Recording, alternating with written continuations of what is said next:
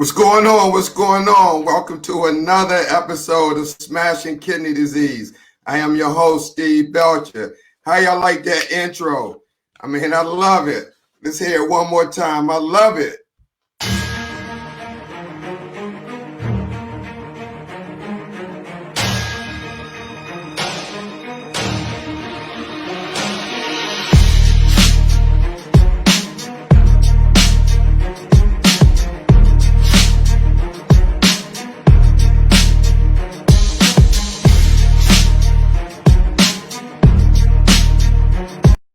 Hey, my boy Jared Brown did that.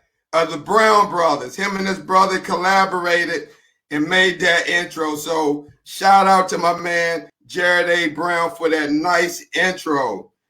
Hey guys, tonight this is going to be a great show because there's been a lot of talk about home dialysis.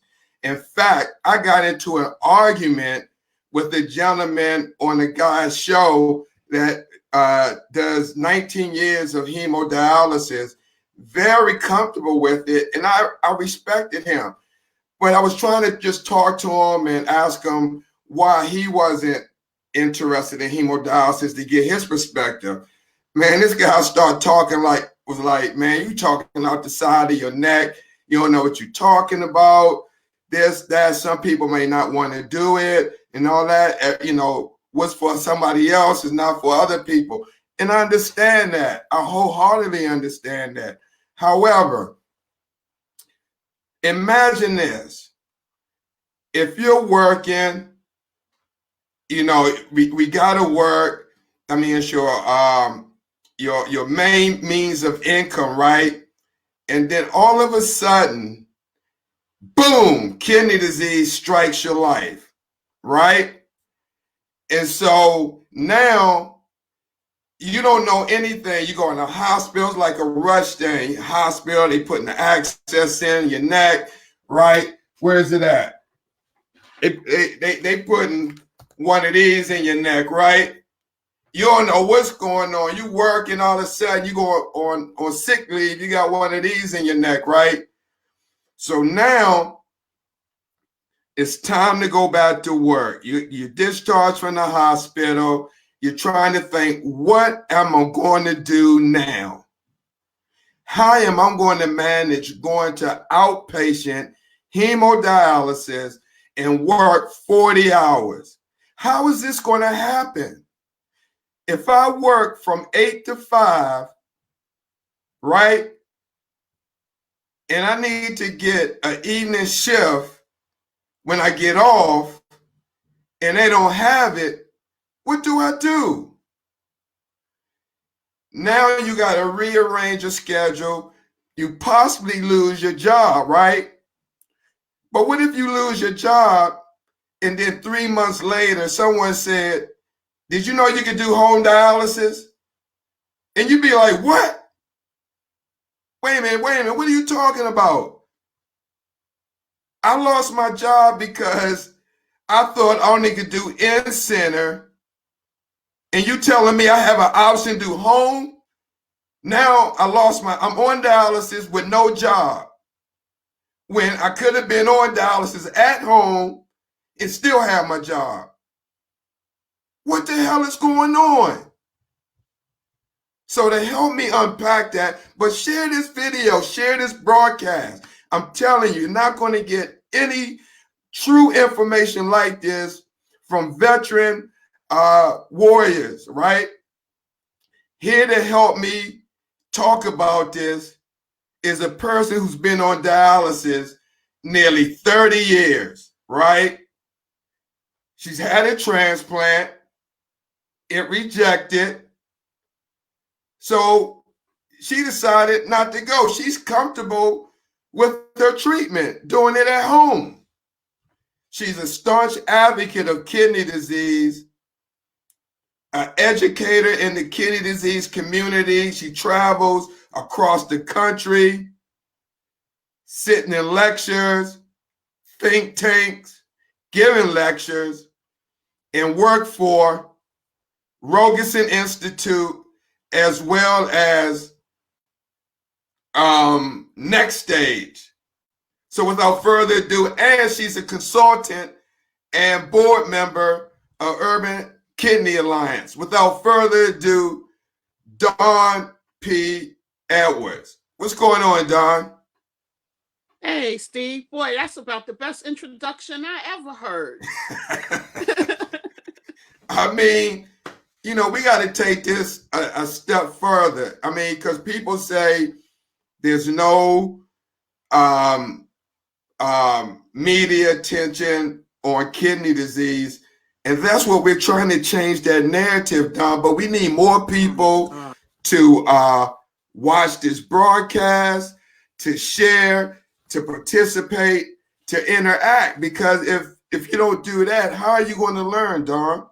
That's exactly right. I hope everybody is really tuned in tonight and that they ask questions because we're really going to unpack this home dialysis thing and we're not going to give them the White Castle tonight. They're getting the whole Big Mac tonight. Absolutely. And so, Don, look, recently, I guess there was an executive order, quote, quote, by 45 Yes. that put more emphasis on home dialysis. Now, you being a home dialysis advocate, why was that important? I think. Oops, sorry. Sorry, start again. I hit the wrong button. Go ahead. Okay. I think that was really important because there hasn't been any legislation going on in the kidney community for the benefit of dialysis patients since President Nixon enabled the Medicare Act back in 1972, which made Medicare responsible for paying for 80% of dialysis services. So ever since then, we haven't really had a good piece of legislature for the benefit of dialysis patients. Mm-hmm. Now, when President Trump decided, when he got this information, it wasn't just him. It was members of the Medicare staff. One of the administrator of Medicare services, her mother was a kidney disease patient. Also, the Secretary of Health, Alexander Azar, his father was a peritoneal dialysis patient. So he was fed all of this information about how life is for a dialysis patient, how much it costs the country. It's over $115 billion out of the Medicare budget. Wait a minute. Spent. You know what? I have some literature, but it's not here, but it was from 2008 that said by 2020 it was going to exceed 50 billion. So what was the number? It exceeded that and more. Oh, it's doubled. It's over $115 billion. Jesus. That is being spent on dialysis and kidney disease related healthcare services. So we got to think about the fact that when people go on dialysis, most of the people can't work anymore. They're going on disability. They're collecting disability payments and they're not a part of the workforce anymore. So they're not paying taxes. They're not a part of the workforce anymore to contribute to the economy in a huge way. And these people are sick, require a lot of hospitalizations. And being a nurse, you know how much it costs just to make an emergency room visit. That's off the chain. Yeah, emergency room visit to get one of these put in. Oh my God, unbelievable. So they took a look at all of this financial, information, and also taking a look at the lifestyle of these patients, how they can't work, they don't have a quality of life, they're not feeling well, they're going to the hospital, they're getting these other chronic illnesses, they're dying of cardiac arrest. And what they did was they took a look at in-center hemodialysis patients and their quality of life, and they paired it up next to the quality of life of a patient that does their treatment at home, who has a lower infection rate. A lot of them are able to resume working. They have a better quality of life, less complications, less hospitalizations. They're able to eat more, drink more. They just lead a healthier lifestyle. And then on top of that, they're a lot healthier so that when transplant time comes, they're able to recuperate and come back from the transplant and re-assimilate into, society. So Mm-hmm. that's kind of like a no-brainer. So Right. to them and administration, we need to be encouraging more patients to do home therapies. It's cheaper. Number one, I mean, that's their big issue, that it's cheaper, but the quality of life of a patient is far superior when you're doing a home therapy than if you're in the dialysis center. And Mm-hmm. that's what the real focus of this is. So they're trying to get the medical community to understand and encourage patients, if you can, because it's not for everyone. Mm-hmm. If you Uh, can go home, that would be a better option for you. mm-hmm. So, Don, with that being said, it's not a rock. You don't have to be a rocket scientist to know this, and I'm sure the corporate companies know that.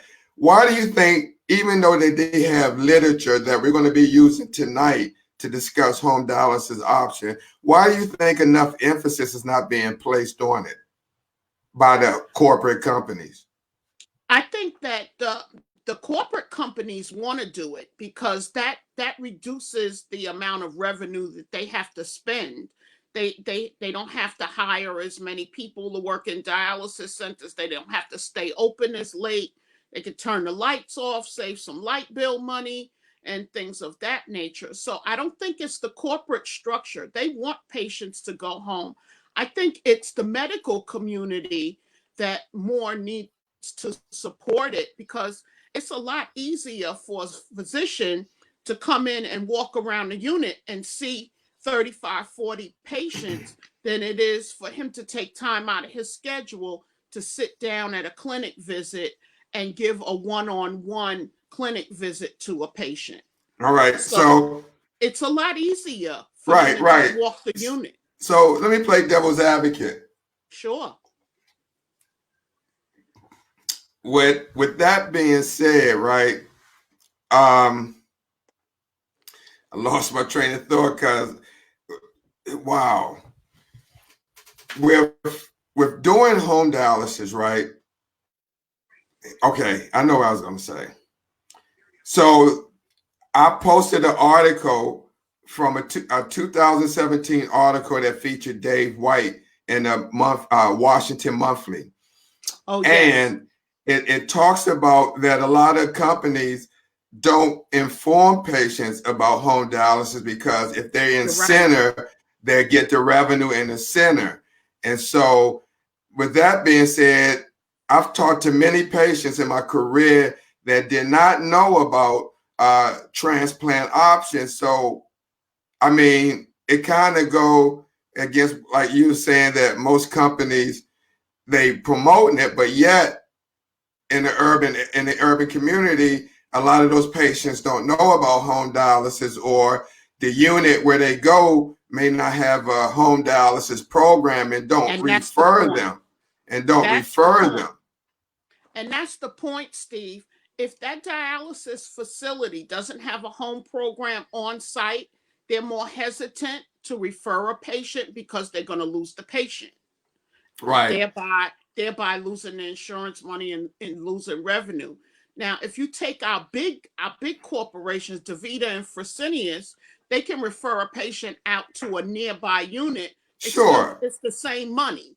You know what I'm saying? They Sure. keep they still keeping the patient in the system. But for our smaller units or our independent or our hospital-based units that don't have home therapies on site, they lose that patient and they lose that revenue. Right. So it's easier for them to just keep it on the hush and keep that insurance money coming in. Right. And also I just want to note that even with the DaVitas and the Fresenius, no, yeah, in the grand scheme of things, the money is in the same pot, but Not at that moment, because the facility is like a little business. You know, you got revenue coming into that unit, expenses and income, opposed to if that patient goes to another unit, that unit loses revenue. Right. It ain't like they're going to see the money on the back end or anything. Right. They losing a patient, so they losing revenue. And then that doctor who was taking care of that patient could possibly lose a patient as well. So that's losing money for the doctor as well. So let's talk about home dialysis treatment options. Home dialysis can be a more comfortable and flexible option than in-center. And what happens when I use that situation, a lot of patients, when they get diagnosed, they kind of get rushed through the system. Caseworkers at the hospital doesn't ask them if they want to do home dialysis. They kind of ask them, where do you live and what dialysis center is close? And then they give them a list, so an option to go to, right? But normally, the nephrologist that's following them in the hospital normally refers them to the unit they may have privileges, so they can see them there. So they can keep the patient. Right, thus keeping the patient. However, patients do have an option outside of that, correct? Absolutely. You're not forced to go to any dialysis facility. You're not forced to stay with any doctor or any provider. We have free choice. You can go anywhere you want. That's your insurance money. And you do not have to stay with any particular facility. And that's why we try to encourage patients to do their homework, look at dialysis facility compare on the Medicare website, and look at these dialysis facilities and see what services they offer, see what kind of job they're doing. They get scores based on the treatment that they give. And if that facility's not working for you, you're perfectly within your right to go someplace else. So, Dawn, I mean, really, let's just be honest. The average patient that lives in the urban community that gets diagnosed, right? And that's all across the United States. They normally don't hear about this stuff, right? That's why these companies are able to build more units. And that's why there's a push to bring more patients home, but they feel like they can't qualify, or you need someone else with you. Can you dispel that myth that you don't need another person with you? Is that true? That's absolutely a myth. Especially for peritoneal dialysis, you can do that all by yourself. But one of the things I just wanted to jump back into is a lot of patients don't get told their treatment options, because we end up, a lot of people in urban society, we don't see a nephrologist prior to starting dialysis. We end up crashing on dialysis with that catheter that you were showing everybody, with that in your neck. And when you start dialysis like that, you don't have time. You can't go to training. You're getting emergency dialysis. You can't get a PD catheter put in your belly and wait 2 weeks, because you need emergency dialysis right then and there. Wait a minute, let me stop you. Your life. Hold on. Wait a minute, I'm sorry. Alexandra, don't go nowhere yet. Hold on. I just want to address something. I was going to wait till Don stopped. I'm sorry, this is live, but hey, you got to do what you got to do. Alexandra. That's my boy Alex. Hey, yeah, baby. If you're still here, just give me a thumbs up and say, yeah, I'm still here. If you're not, then I'm not going to mention what I'm going to say. I just wanted you to be a part of this particular conversation. I'm just seeing if you're going to respond. Yeah, okay. So, Alexandra, before we get into the home dialysis, I just want to address something that I respect Alex for what he did. Don, it was a post where he had talked about people asking him getting a transplant, where he had on the list, right? Right. And he told them, stop asking because it's just a treatment. It's not a cure, right? It's just another form of That's treatment right. like hemodialysis, peritoneal dialysis, Correct. transplant. It's all a treatment. And so one should look at those options and then under each option, weigh the pros and cons of Yes, each Steve. treatment, right? Now, if I was in Alexandra's place, right? Mm-hmm. If I was comfortable with hemodialysis, right? Correct. And I'm Yeah. only taking 2 or 3 pills, maybe sometime I feel lousy, but for the most part, I'm feeling good.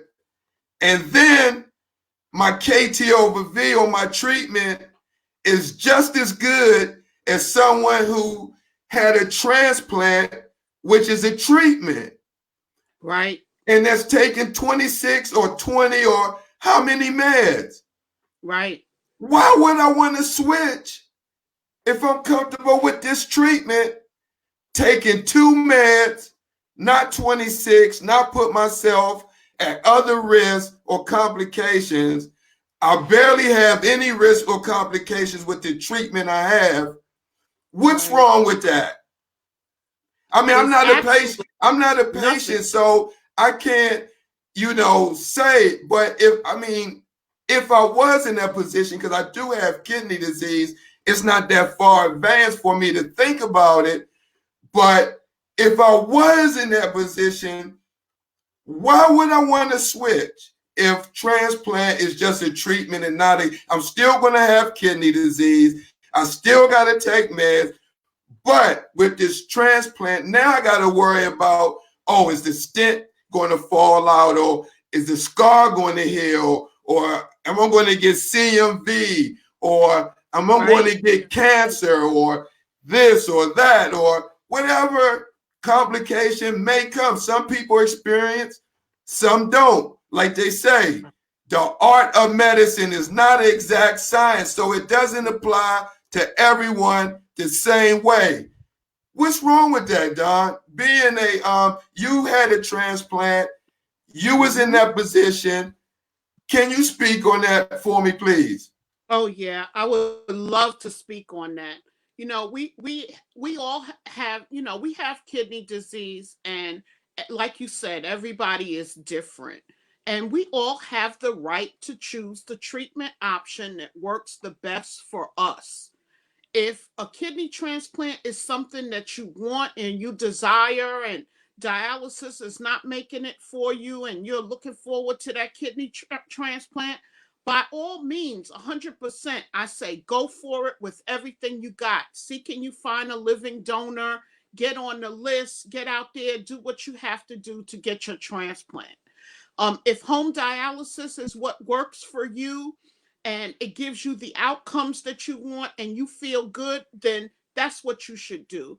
And if in the dialysis center you're getting the quality of life that you are satisfied with, and in Alexander's case, he gets out and he rides his bike, he goes out, he parties, he has a good time, he looks phenomenal, he's doing well, then that's his treatment option of choice. And no one, absolutely no one, has a right to judge another one on their operation of free will.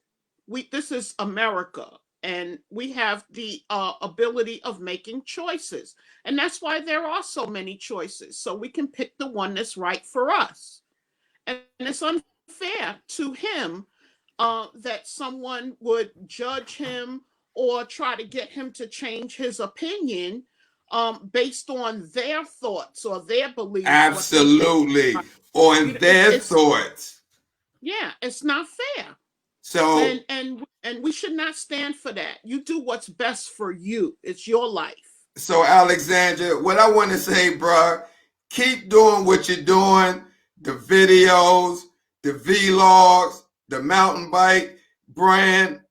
I encourage you to brand it. Keep Yes. doing that. There's no one else in the dialysis community doing what you're doing. That's Like there's right. no one else in the community doing what we're doing here, what Dawn is doing, what Lisa Baxter or what the Brown brothers are doing. Do your thing, man, because you don't know whose life you're going to touch or inspire that may got hit with this disease out of nowhere. And then they'll see, they thinking, oh my God, my life is over. But out of the blue, they run into the mountain bikers vlog, That's right? right. And see that this guy is dealing with dialysis. Shit, I can do it too. That's right. You That's know, right. Don, I mean, you got to, in spite of this disease that is the ninth leading cause of death in the United States, you have to get in front of it.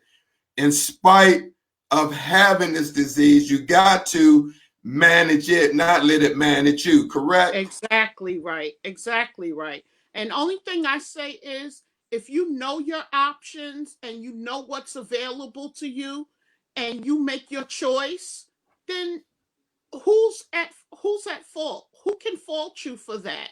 You Mm-hmm. know, once I know that there's peritoneal dialysis, I know that there's transplant, and I've weighed all of the options and I've selected the one that fits best into my lifestyle. Absolutely. Absolutely. However, however, However, I gotta play devil's advocate with this, even yes, with uh warriors who go to N Center. Dawn, the topic of tonight's show is home dialysis treatment. Is yes. it right for me or not? Mm-hmm. With that being said, Dawn, Mm-hmm. we know, scientifically know, even Yes, evidence-based, yes, the more dialysis, the better you feel. Right? absolutely. Right? It's a scientific, it's a studied fact. Now, Um, let me yeah. just say this. With that being said, why would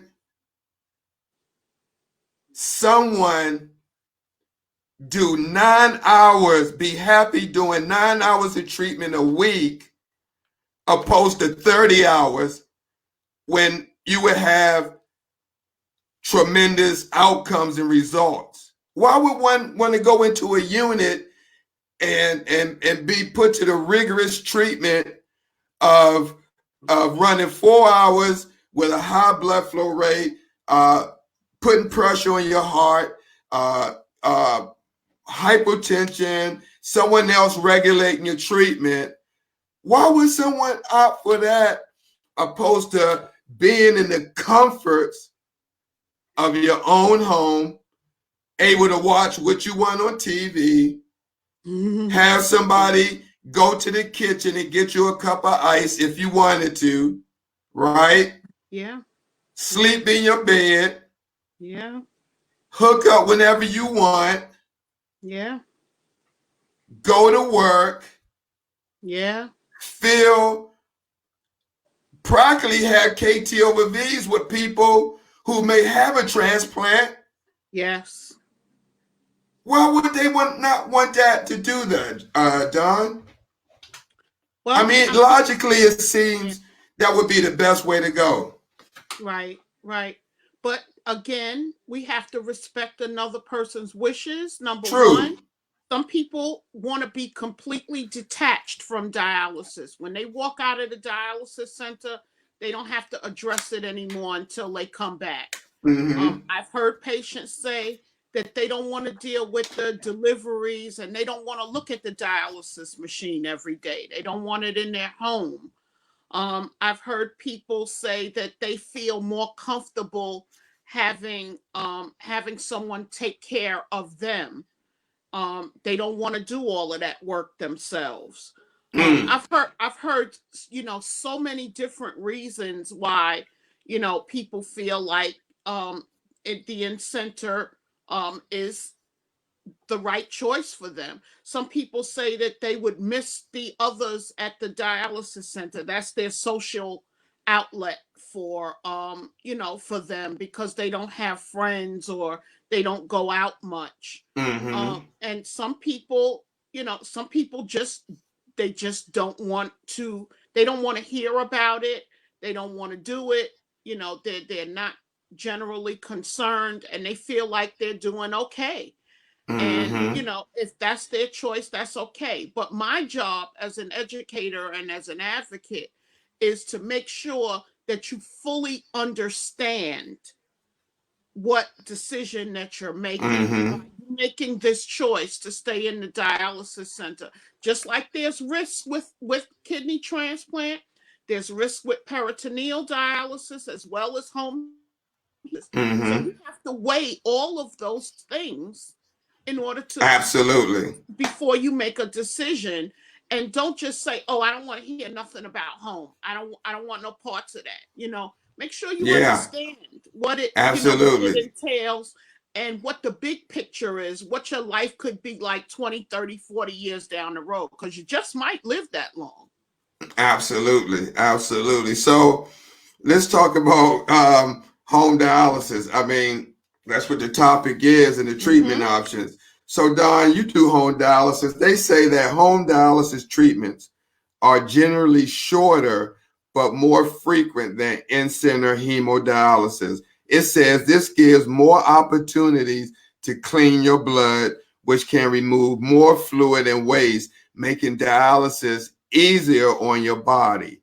There are two different home treatment options, but do you feel that same way? I absolutely feel that way. We got to think about it, Steve. Our kidneys, a normal functioning kidney works 168 hours a week.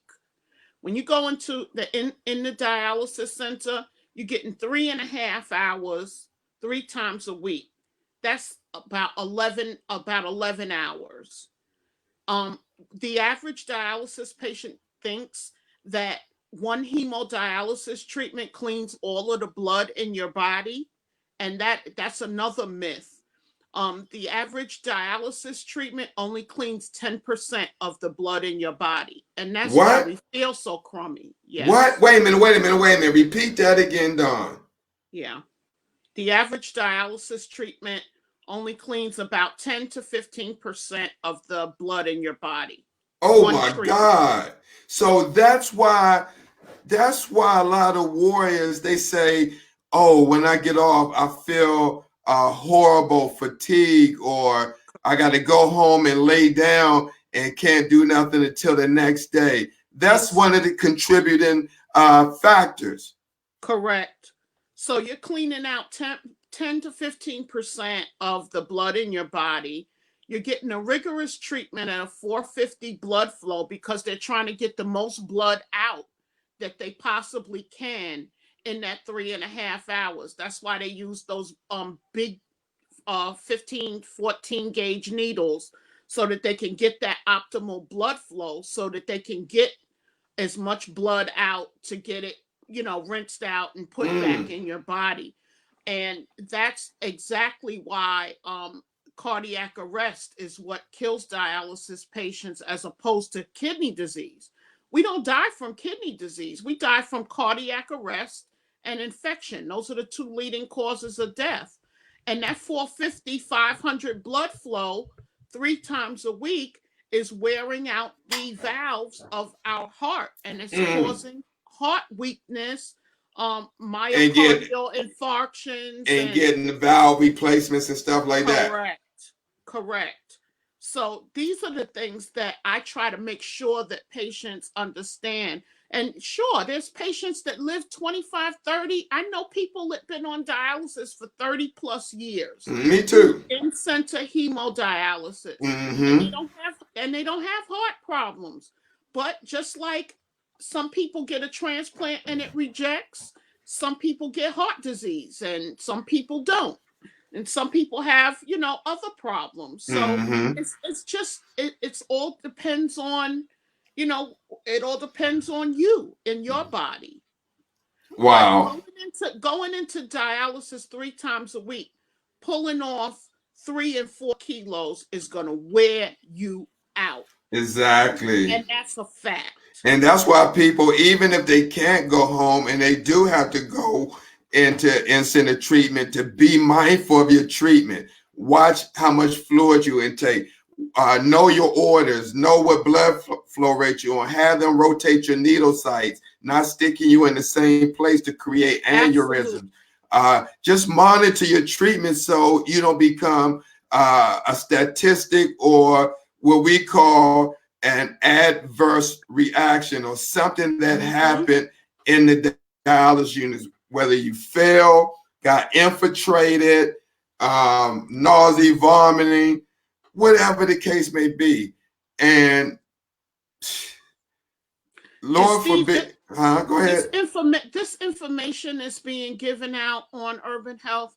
This is information that is so vital to managing your condition so that you can live longer and that you can have a better quality of life. Patients just, they just don't understand that they don't have time in the dialysis center to give you this information. And what you're sitting up here doing, free of charge, just because you want to empower people with kidney disease and you want to create awareness. What you're doing is short of angelic. I wish to God, when I started on dialysis back in 1993, when I was 23 years old, I wish that I had something like this to tune into so that I could learn about managing my disease. Because everything I learned the hard way from doing the wrong thing.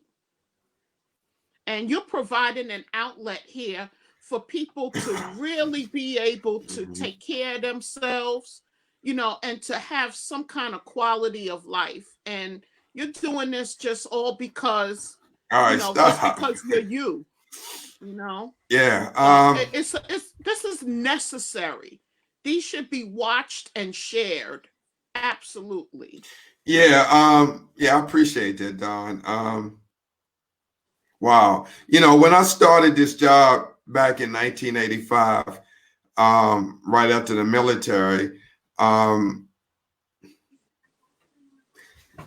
couldn't have even thought that I would be here doing this, thinking about someone else and, not myself, which I'm not going to lie, in the nursing field is up until I woke up with this. I've always been selfish and went home and, got paid, but I always had compassion for the patients. But once I left work, Right. But I would have never imagined me back in 85, fast forward these years later, being in this position and being, in the shit that I went through, in this field, being chastised or, when I try to give my opinion on something, nurses may tell me, you don't know what you're talking about. And when you get your license, then you could tell me, even from working in places like DaVita that had mold in their units and all the treacherous stuff that I witnessed during my career, that a lot of people watching, all over the United States, you got, like I said, dialysis affects everyone. So you got clinics in white communities, Black communities, and the reality of this is that in the Black community, where these clinics are, most of the patients are Medicare, Medicaid, and so they don't put a lot of emphasis on transplant, or if something go wrong in the unit, fix it up. I worked in a unit that had mold and concrete, where they had patients coming in on the treatment floor with the concrete slab. And this was a DaVita unit that was renovating. You got dust and shit all over the air on the chairs. Right. People coming in, got catheters, you got dust in the air. Right. No one, people like, call the stay and do shit. When you have a company like DaVita where they could have took those patients and had them go to other units while they renovate. While they And we know, like in the county or in the white community, that wouldn't have happened. That's just the truth. That's just the plain truth. That wouldn't have happened. Okay. Yeah. So I'm just being real. So that's why my passion comes across like this, because I've seen the injustices with this disease, with these big companies, with having good supplies to taking away and having bare minimum supplies just to save $1. I've been in that position, Dawn. And so that's why we do what we do. It's hard when you don't have a lot of people to watch and get this information. And the same applies in the dialysis unit. Because when I go to different places and I do my rounds and assessments, and I try to, like, something's wrong, I see something wrong in the treatment or the fluid, and I may go back and assess what the patient may have left out, like 3 or 4 treatments, and what and involve them. Some want to hear this, some don't. So, like, no, you all right? I don't want to hear it. That's okay. And at one time, it bothered me, but then when it started happening enough, only thing I say is that you'll learn. And I have situations like that where that happened, and the person came. Wait a minute.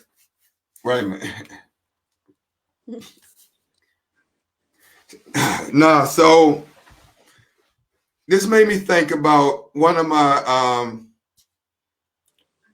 stories. I'm going to share right quick. I know we even talked about home dialysis, but this is very important. We'll get to it. So I worked in the unit in Houston, Texas, right? This was my first travel assignment back in 2006. And this was a 30-chair Fresenius unit. So I was hired to be, quote, quote, the charge nurse, run the unit, right? And make changes. So, they had, the way they had it set up, they had a shift come in the morning and the evening, right? Right. And so, but they had patients all over the place, right?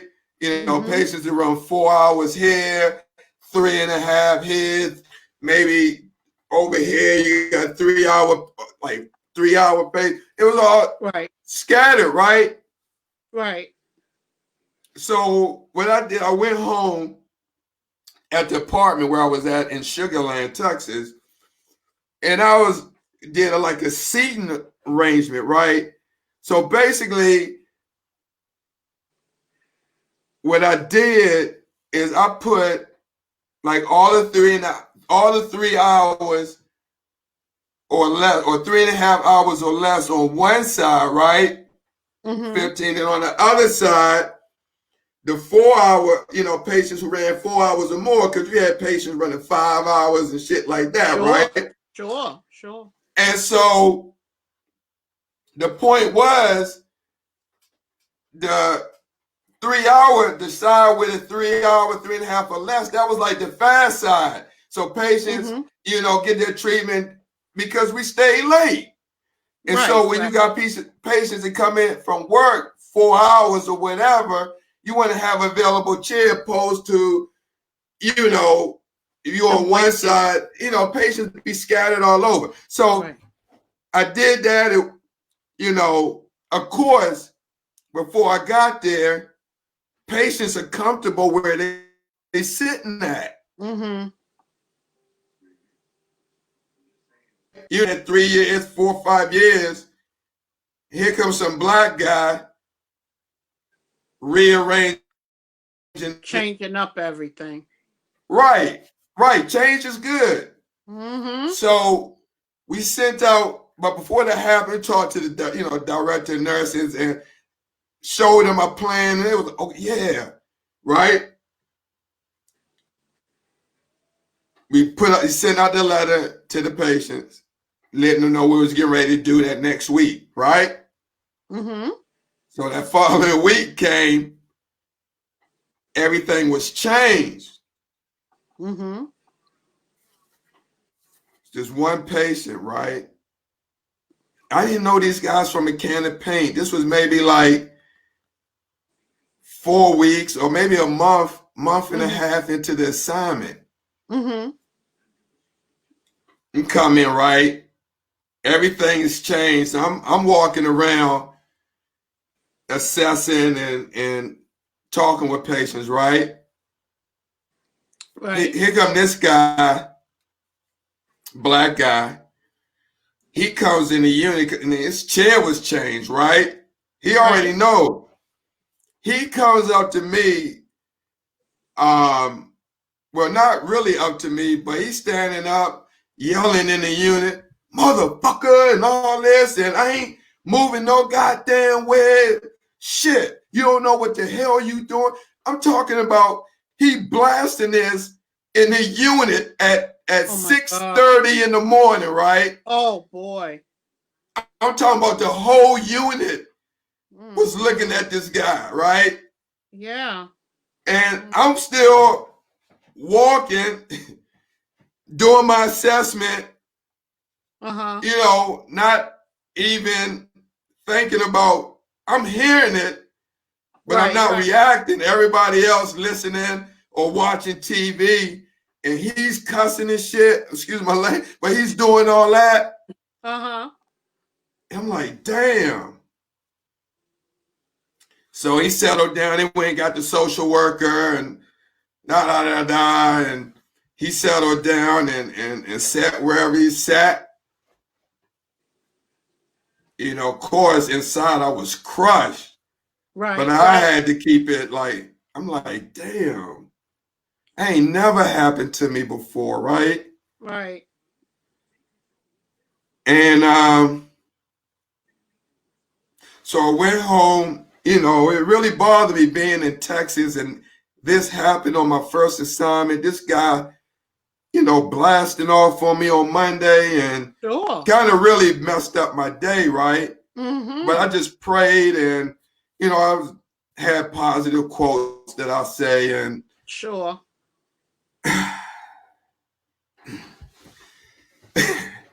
so I came in Wednesday, right? Mm-hmm.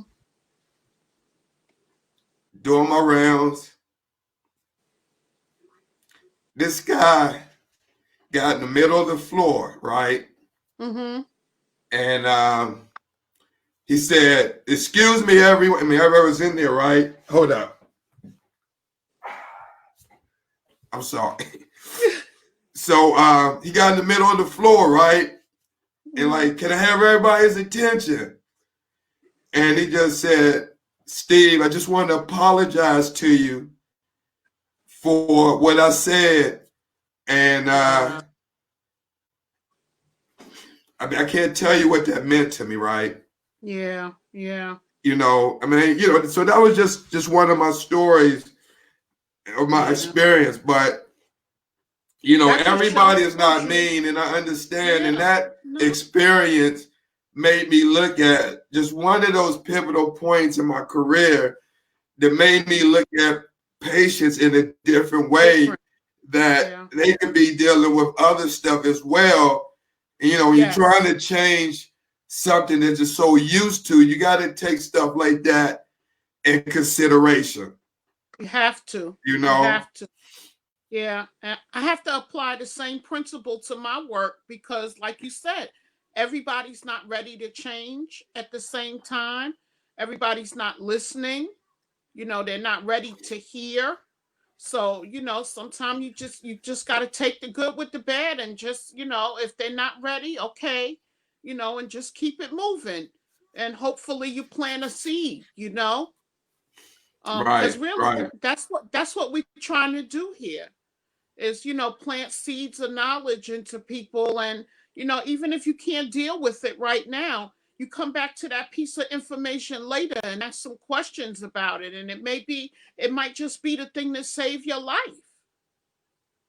Absolutely. So we know there are two different home treatment options, Yep. peritoneal and home. I mean, I know right now you do home dialysis. Have you ever tried peritoneal? I did peritoneal dialysis for 10 years. Uh, Really? yeah. I did peritoneal dialysis for 10 years. I started out in the dialysis center, and I just hated everything about going to the dialysis center. I wasn't feeling well, I wasn't doing well, and I was going to stop doing dialysis altogether. And Mm. if it wasn't for this nephrologist that used to come by and visit me when he did rounds, he kept telling me, you're a young girl, you can do peritoneal dialysis, you'll be able to travel, whatever, whatever. And at that time when he was telling me, I didn't want to hear it, because the nephrologist that diagnosed me scared me about peritoneal dialysis. And, He says, "Oh, you'll get an infection and die. You don't want to do peritoneal dialysis." and Don, let me So, just stop you. I'm uh sorry huh. for a minute, because you said something very important. You were young, and your physician encouraged you. So even to if anyone's watching that's maybe in their 20s or 30s that get diagnosed with kidney disease or had to go on dialysis, that's not the end of the world for It's them, oh is my it? god, oh my god. It's so not the end of the world. There's so many other things that you can do. I mean, if the dialysis center's not working for you, you got you got you got other things that you can try. I tried everything, because at different times in my life I needed different things. Mm-hmm. So when I tried peritoneal dialysis, that just like opened up the whole world to me. And I wish that I had that I had known about peritoneal dialysis and how great it was going to be when I started, because I would have never went on disability like you were talking about earlier. I was Mm-hmm. working for the post office, and I Mm. was making almost $5,000 a month, Steve, with Wow. overtime and everything. And Mm. I went on disability, and I had to raise my daughter, who was 3 years old at the time. I had to raise her on $1,100 a month because Mm. I went on disability. So, I mean, You even know, if I know that was a different time, but I mean, you could probably be an influential figure to someone who may be dealing with kidney disease and have a daughter right that may now, be in that. Exactly. yeah, right Um, now. so Don, you said you did PD, and we know that Hmm. PD, they say, is very different than in-center hemodialysis, as it uses the lining of the abdomen called the peritoneum. Hmm. Uh, the peritoneum filters fluid and waste from the blood. So it's not like the filter, as you may see in one of these hemodialysis, Right. is using the filter in the lining of your stomach. And so, Hmm. Don, they also say that during treatments, special fluid known as dialysate is Hmm. placed in your abdomen through the PD catheter, where it stays for 4 to 6 hours. During this time, you can go about your day. Did that happen for you as well? Yes, that happened for me in the beginning. Like Mm-hmm. when you first start training, you have to learn how to do it manually first, where you put the fluid in, you let it sit for 4 to 6 hours, and then you come back and drain it out, and you put fresh fluid back in. But after you complete your training, if you want to use the cycler, where you can do all of those exchanges of fluid, you can do that all at one time at night over the course of about nine plus hours. Mm-hmm. You can hook up to the machine, and it'll do it automatically while you're sleeping. Thus giving one who has been diagnosed the option to work. Absolutely. Oh yes. I'm telling you, when I I mean, wouldn't that be, I'm sorry to interrupt you, yeah, but no, it's okay. wouldn't that, I mean, if somebody gets diagnosed with kidney disease, and I know each treatment you got to weigh your options, but if you're working and you're in fear that you may lose your job because you may want to go to in center, this is a no-brainer to do it while you sleeping, right? You got to sleep. Right? So you Right? ain't doing nothing but sleeping. So why not have your Yeah. treatment while you sleeping and then get up and go to work and come home, get ready for work or whatever you do. and then when you go to sleep, hook up again. Well, see, patients have different views because some people feel like, oh, well, I'm not going to be in the bed 9 hours. They don't know that you don't have to be in the bed the whole time that you're attached to the Mm-hmm. machine. I used to Mm-hmm. cook and iron and walk around and play with my daughter and everything while I was attached to the machine. You can get extension cord so It, you can walk around. so that leads me to my next um, comment. I was on guys the street show, right? Larry Wallace, Taxi Talk, Breaking News. He's on Facebook, but he knows the guy that was on dialysis 19 years, right? And when Mm-hmm. I mentioned home dialysis, the guy started throwing out, oh, no, I'm not going to do it because the home has to be sterilized and clean or Absolutely you get not. an infection. Can you talk about that, Absolutely Don? not. There's no such thing as a sterile environment. As you're a nurse, Steve. You know Mm, this better I than I know. do. Even the operating room is not sterile once you walk into it. So your home, you're already used to the bacteria and the germs that are in your home because it's your house. But when you're in a dialysis center that you consider to be a clean environment, it's as clean as it can be. But you No, got yeah. 35 to 40 people in one room and they're Mm-hmm. coughing and sneezing and hacking and carrying on. There's more airborne bacteria, virus, and germs in the dialysis center than you could ever have in your home. And That's there's just the no such truth. thing. There's no such thing as a sterile environment. Your home does not have to be sterile.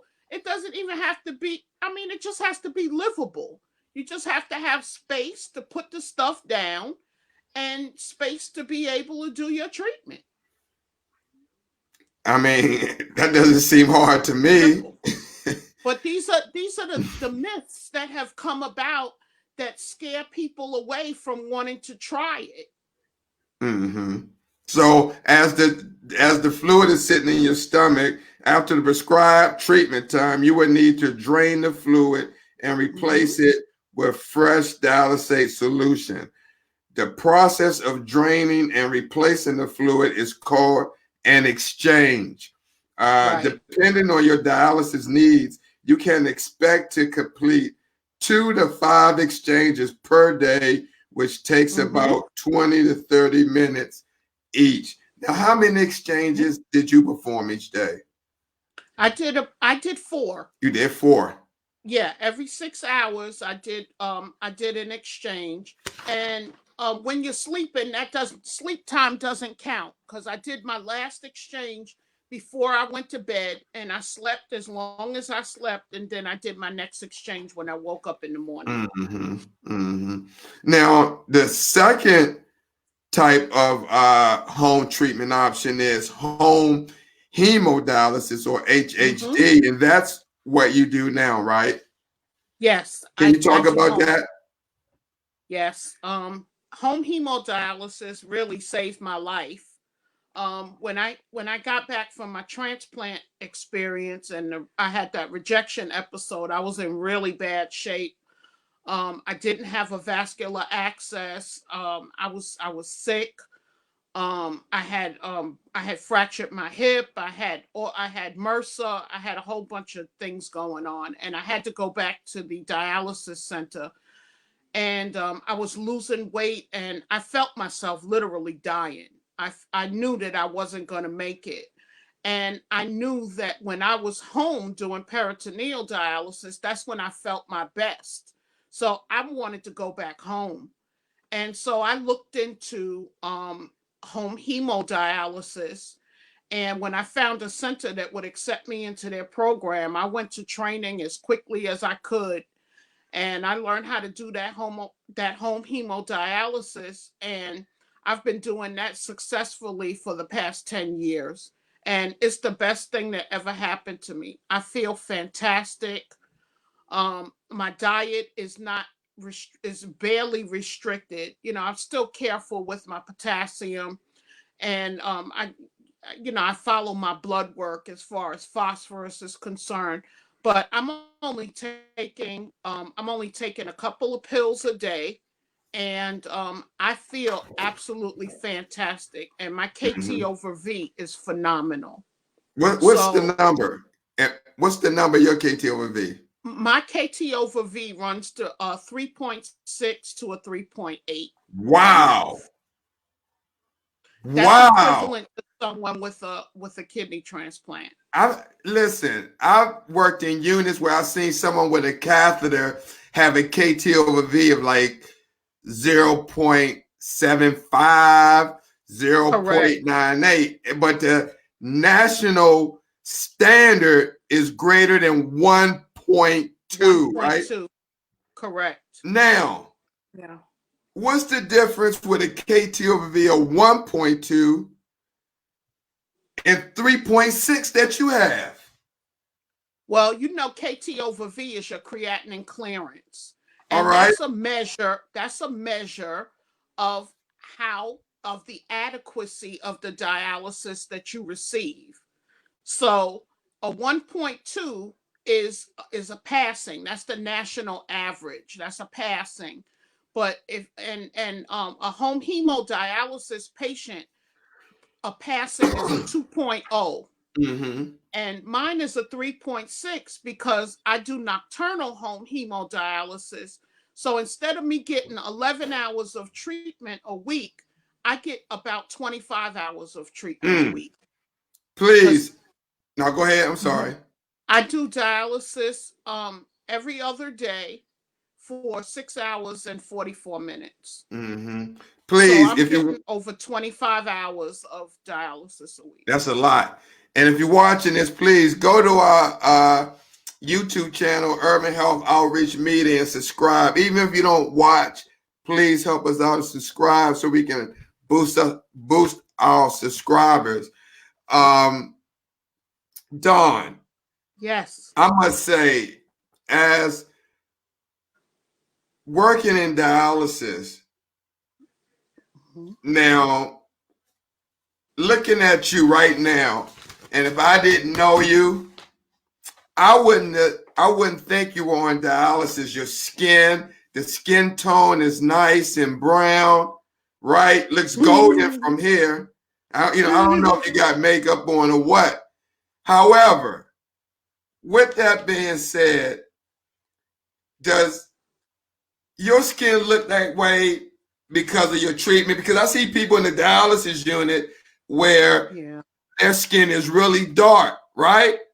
Yes. And My then skin used to be dark like that. when they get a I used to be dark transplant, and ashy. when they get a transplant, it's like overnight the skin done like Brightened up. wow.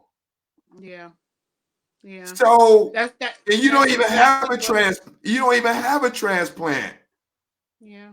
So that means that's coming from your treatment that you're getting 25 hours a week compared to 9 hours or 12 hours, which is Yeah. 3 days a week for a 4 hour person.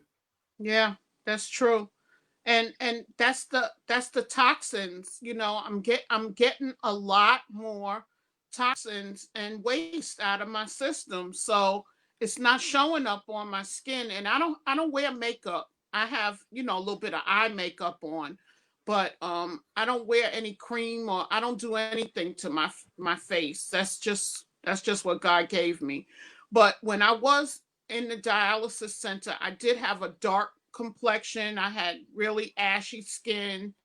It was dry, and it just, I didn't look healthy. And Right. I always had a bad taste in my mouth. That uremia is high powered. It's toxins. It's waste. We're Mm-hmm. walking around with waste in our bodies, and it's coming out of your mouth. Your food doesn't taste good. It's Right. Right. I mean, I just can't impress upon everyone how toxic our bodies really are. Mm-hmm. Yeah. And shout out to Joe Patterson and to his queen, Roxy Johnson. Uh, Rest in peace. She was on our Oh, show. yes. She's home dialysis advocate as well. Work with Yes. That Next was my State. girl, Very Roxy. positive human being.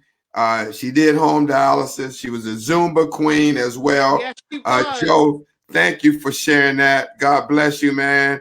That's my guy right there, Joe Patterson out of Greensboro, North Carolina, nurse as well. Yeah. So, Oh. but so with home, right? Mm-hmm. What you're doing now. So one, somebody may be interested in home. So Mm-hmm. home hemodialysis is similar to in-center, except everything is performed in the comfort of your own home. Now, Don, I'm Yeah. sure you done benefited of being in the comfort of your own home from Oh, the weather, where you ain't got to go out in the snow to I'm get to the telling you. unit, maybe hurricane warning or rain, or worry about getting to the unit and then waiting for your chair and Yes. all the other Transportation. inconveniences of being in this in center. The comfort of Yes. your own home. It's a wonderful feeling. I don't have to worry about transportation picking me up or dropping me off on time. I don't have to worry about whether the nurse that's going to be taking care of me had a fight with her husband last night or not, or whether they're doing the right thing, because nobody takes care of you better than you take care of you. Mm-hmm. Mm-hmm. And a lot of patients say they don't feel comfortable. They want a professional to do it. But by the time you get finished with training, you will be a professional. Absolutely. It's not Mm-hmm. like they went to med school or anything like that. If they learned it, you can learn it. Exactly. You know what I'm Exactly. saying? That's how I got through nursing school. You know, I have a damn ounce of experience. I was a tech for 10 years and Right. I didn't know anything about nursing. I just talked about them because I didn't respect nurses as a tech because I didn't think they knew what Right. they were doing, right? Right. Right. Um, because I don't know, but once, you know, I saw that if you can do that and and and Yeah. and you don't have any type of qualities that I see as a nurse, I can do it too. If you can go get your nursing license, I can get mine. In fact, Yeah.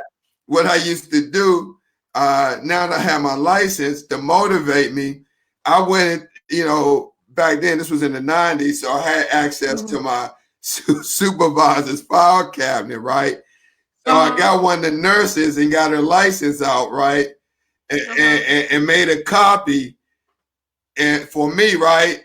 And whited it Uh-huh. out and put my Oh name, my yeah, and gosh. put my name on it, but I put it on my mirror in my Oh what? bathroom Oh, when okay. I was going Okay. to nursing school, right? Yes. To inspire you. Absolutely. And when I wake Yeah. up and wash my face or brush my teeth, I had that nursing, like my name and everything, Yeah, a that's fake right. license number and all that, right? That's right. And I brought it to fruition. In fact, I got my master's, which I Yeah. never would have thought. And I started off with an associate's Who would degree. have So thought? Who yeah. would have thought? So Don, Uh-huh. when so what I was saying for people who may want to do this at Mm-hmm. home hemodialysis is similar to insulin, except again it's performed at comfort of your home. Your blood is circulated from your body to a smaller, more portable home hemodialysis machine for cleaning, then back into Yes. the body through the use of the access. So is your machine much smaller than the bulky ones that sit in the unit? Yes, it's a lot smaller. There's actually two parts to my machine. So there's a top piece that's the cycler. That's about the size of a laser printer. And then the Mm, bottom half a is the laser water printer. treatment system. Mm-hmm. Wow. Um, it's the bottom half is about the size of a night table, and that's the water treatment system. So that always stays at home, but the cycler is the piece that I can take with me when I go to travel. Oh, let me just give a shout out. My old supervisor, Terry Hayes, she said, "Good for you, Don." Um, Thank you. she black business owner, her and her best friend and another gentleman own a dialysis unit where they own multiple ones. Oh, wow, that's Yeah, fantastic. Good for you, located in nurse. Tori. Yeah, they located in nursing homes. Oh, that's fantastic. Right, right. And they give superior care, great Yes, staff, great company to have worked with. Um, yeah, man. And Terry, I know her from when she started as a PD nurse. Now she owns this company. that's phenomenal.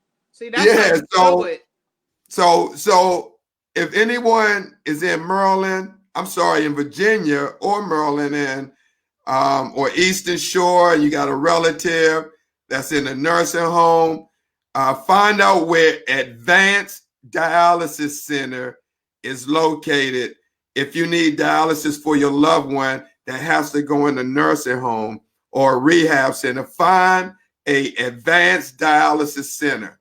I mean, you Mhm. can't get any better. I kid you not. You got two nurses and a guy that worked in it from the bottom up, so they know about patient care. So they know They about know how people. to give care done. They're not sitting in the office, at corporate board meetings and all this bull crap.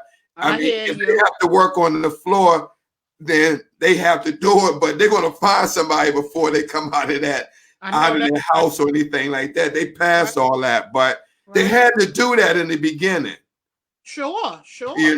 So That's what we need. People that are committed to giving quality of care. yeah, yeah. Shout out again to Advanced Dialysis and Yeah. my old supervisor, Terry Hayes, CEO of Advanced Dialysis. But so Don, actually, you could put that machine next to your bed, and you can go to sleep and Yes. watch TV. And look, Don, for some people, or what a lot of people experience insomnia, right?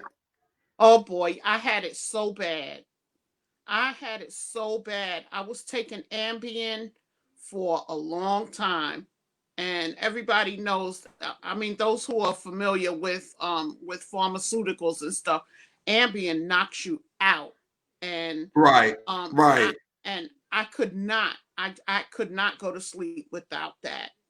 But once I But started getting that more frequent dialysis, that good dialysis, as soon you as was that able to machine sleep. comes on and I hear that humming, it's like a lullaby for me. I'm out. And Right. I was But able to Don, stop Ambien cold turkey. wow. But look, if someone is experiencing insomnia and they're able and Hmm. they got the space to do dialysis at home, wouldn't that be a great idea for them? Because if Oh, you can't sleep during the night, you can get your treatment, right. right? Plus, plus, You got your again, let me just say delivery. this while I got this train of thought. Instead of, because you can't sleep because maybe you acidotic, because you only get Yeah. 9 hours of treatment during the week, right? Yes, Steve. And you getting a crappy treatment. um what you going to do? So it would be pertinent to do home dialysis, and you'll go to sleep. Yeah. Maybe not, but at least during that time, if you can't sleep, you be able to do your treatment. What do you say about that? Yeah. I just say that I attribute everything to being toxic. It just shuts your whole body off of balance. You're off balance. Your circadian rhythm is off, so it's difficult for you to sleep. And then when you go to dialysis 3 times a week, you find yourself falling asleep on treatment. And how you going to go to sleep at night if you just slept 3.5 to 4 hours in the dialysis chair? So that throws your whole body rhythm off. And the same thing with your diet. You're not eating your meals on a good schedule because you're going to dialysis. Me being able to do my treatments while I'm sleeping, it just frees up my whole day so that I am able to go back to work. And luckily for me, thank goodness, I'm doing 2 part-time jobs now, and I'm able to make a lot better choices for myself and my family Wait a minute, you as a worked 2 result. part-time jobs. Yes. You had that much energy to do 2 part-time jobs doing home dialysis. 2 part-time jobs plus my advocacy work. I So know, and you're always traveling. In I'll fact, be you'll be down in DC next month, right? I'll be down in DC next week. I'll be down there Tuesday. Next I'll be week? in I'll be in Bethesda. I'm coming to Bethesda Tuesday. Oh, awesome. You know, I'll You be know, we're right up supposed to be there. going to dinner. Yeah, but I didn't know it was next week. That's Yeah, it's awesome. Tuesday. Wow. But you have all this energy from doing home dialysis, where some people who go to dialysis 3 times a week for 3 or 4 hours may not have this type of energy to travel up and down the road. No. My energy level is outstanding. You know, some of the things that the side effects of being on dialysis, like we've talked about on the show before, sexual function, um, a lot of that goes away for people that are, you know, doing 3 times a week dialysis. You know, the appetite is bad, your sleep pattern is all screwed up. But once you start to get that blood cleaned out and you get to be less uremic and less toxic, things start to come back, and you Mm-hmm. start to feel, you start to feel better. And I just have a great appetite. I have great energy. I'm not depressed anymore. And one of the things that I did want to say, Steve, a lot of patients are afraid of putting their own needles in when you talk Mm. about home hemodialysis. That's a really, really big part or big hindrance to patients. And they don't want anything to do with home hemodialysis because they're afraid of putting their own needles in. Sure, And sure, for a lot of patients, if you have a fistula, you can get something called a buttonhole. And Steve, I know that you're familiar with the sure. buttonhole technique. It's a different way of putting in the needles than the way that they do it in the dialysis center setting. Mm-hmm. Mm-hmm. In the center, they're supposed to use the rope and ladder technique, meaning they're never supposed to stick you in the same spot over and over Sure. because that destroys a patient's access. Oh, But absolutely. right? But with the buttonhole technique, the nurse will put those needles in the exact same spot over and over every time you get a treatment for maybe about 6 or 7 times. The exact same spot, the exact same angle. And what happens is it develops a track or a tunnel, which is similar to an ear piercing. So this way you don't have to puncture yourself to put your needles in. You remove the little scab and you slide your needle into your access. And it preserves the life of your fistula, and it doesn't hurt Mm-hmm. Mm-hmm. like a conventional needle that has a razor edge. You're able to use a blunt needle. So Mm-hmm. that's something that patients aren't aware of, Mm-hmm. and that makes things a lot more comfortable for you when it comes to putting yourself on the machine. Oh, wow. That's great to know, Don. So y'all guys hear that about the buttonhole. You can go home, you can get a buttonhole and establish that track, and you just put the needle in right there. So Don, as we get start to wind down, Yep. let's just go over before we end this show, this compare and contrast of your dialysis option. Great. And this will help maybe some people who may be on the fence about if they want to go home or if they haven't started dialysis yet. Compare this and see. So convenience and flexibility. You got that for PD and you Check. got it for HD. You don't have that for hemo. You don't have that flexibility and convenience for hemo. Needle-free treatments. That's PD. You have it for PD. PD, nothing else. Less restricted diet. PD and home hemo. You don't have a Yeah. restricted diet for in-center. Greater ability to travel. Oh, PD and home hemo, where HD in-center, you don't have almost that ability. Someone just reached out to me today, want to know how could they go on the cruise and how they gonna pay for it if it's out of the country. You know what I'm saying? Yeah, you got And to pay. I said, if you had your own machine, you took it with you, you ain't got to worry about that. That's right, Steve. Avoid 10 plus trips to the dialysis center each month.